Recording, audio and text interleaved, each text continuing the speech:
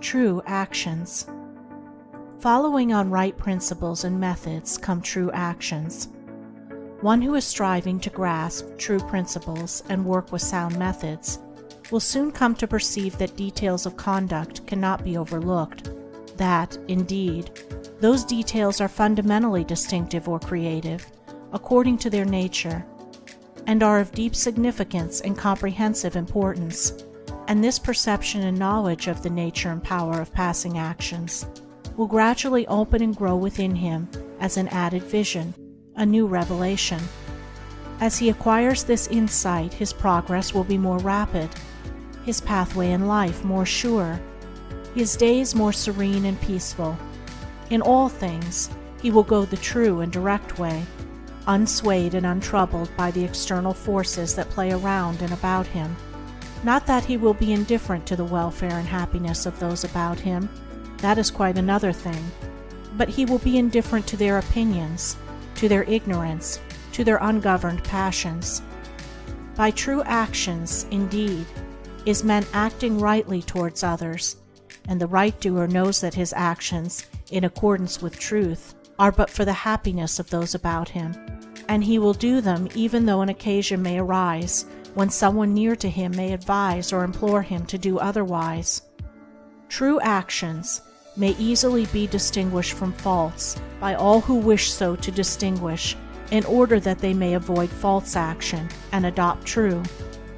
As in the material world, we distinguish things by their form, color, size, etc., choosing those things which we require, and putting by those things which are not useful to us.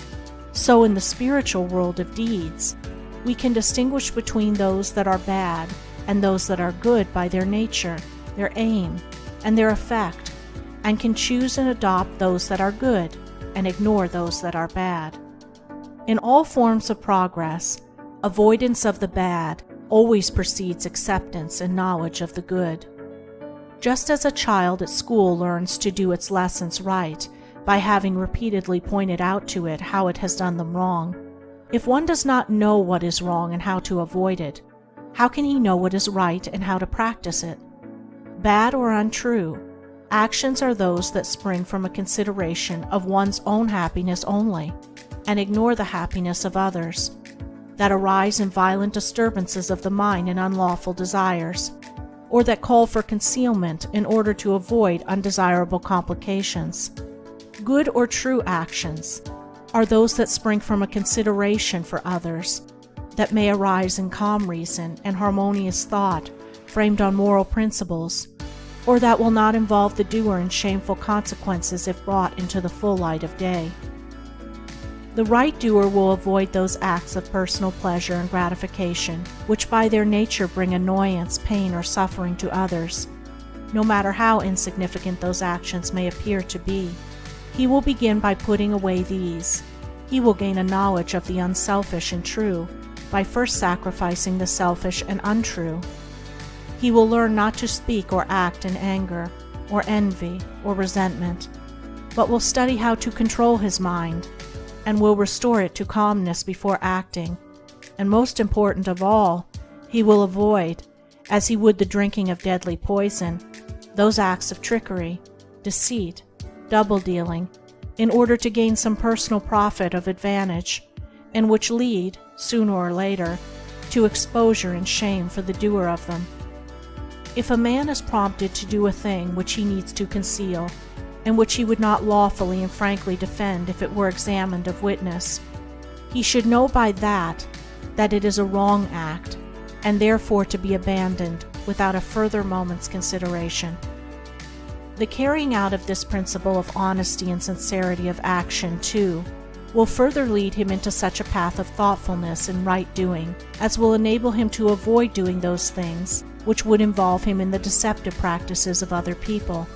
Before signing papers, or entering into verbal or written agreements, or engaging himself to others in any way at their request, particularly if they be strangers, he will first inquire into the nature of the work or undertaking, and so, enlightened, he will know exactly what to do, and will be fully aware of the import of his action. To the right doer, Thoughtlessness is a crime. Thousands of actions done with good intent lead to disastrous consequences because they are acts of thoughtlessness. And it is well said that the way to hell is paved with good intentions. The man of true action is, above all things, thoughtful. Be ye therefore wise as serpents and harmless as doves. The term thoughtlessness covers a wide field in the realm of deeds. It is only by increasing in thoughtfulness that a man can come to understand the nature of actions, and can, thereby, acquire the power of always doing that which is right. It is impossible for a man to be thoughtful and act foolishly. Thoughtfulness embraces wisdom. It is not enough that an action is prompted by a good impulse or intention. It must arise in thoughtful consideration, if it is to be a true action. And the man who wishes to be permanently happy in himself and a power for good to others must concern himself only with true actions.